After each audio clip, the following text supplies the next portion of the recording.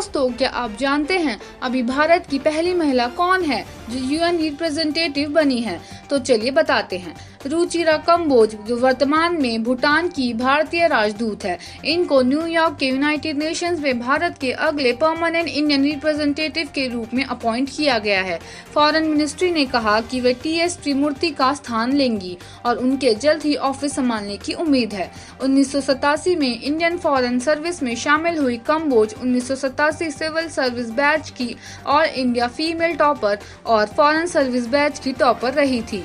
उन्होंने Paris, France में अपनी डिप्लोमेटिक विजिट शुरू की, जहां वह 1990 से 91 तक फ्रांस में इंडियन एम्बेसी में थर्ड सेक्रेटरी के तौर पर तैनात थी और वहां उन्होंने फ्रेंच लैंग्वेज सीखी। अपने करियर के दौरान वह पेरिस, यूनेस्को में भारत की परमानेंट रिप्रेजेंटेटिव, साउथ अफ्रीका में इंडियन हाई कमिश्नर और नई दिल्ली में प्रोटोकॉल की चीफ रही हैं।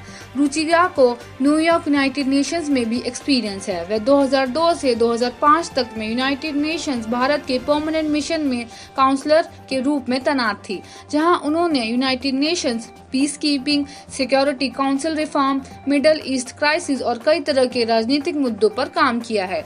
दिसंबर 2014 में सेक्रेटरी जनरल कोफी आन की ब्लू रिबन पैनल रिपोर्ट जारी होने पर वह यूनाइटेड नेशन सिक्योरिटी काउंसिल के सुधार और एक्सपेंशन पर काम करने वाली G4 टीम का हिस्सा थी, जो अभी तक प्रोग्रेस पर है।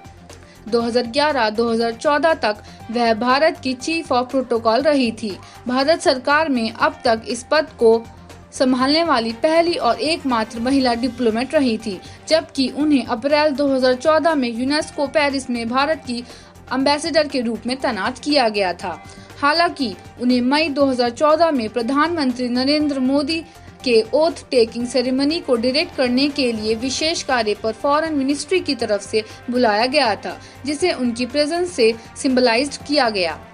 सार्क देशों मॉरिशस के हेड्स ऑफ स्टेट और हेड्स ऑफ गवर्नमेंट की उन्हें मॉरिशस, साउथ अफ्रीका के केप टाउन में भारत के कॉन्सुलेट जनरल के रूप में और लंदन में कॉमनवेल्थ सेक्रेटरीट के रूप में भी काम किया है।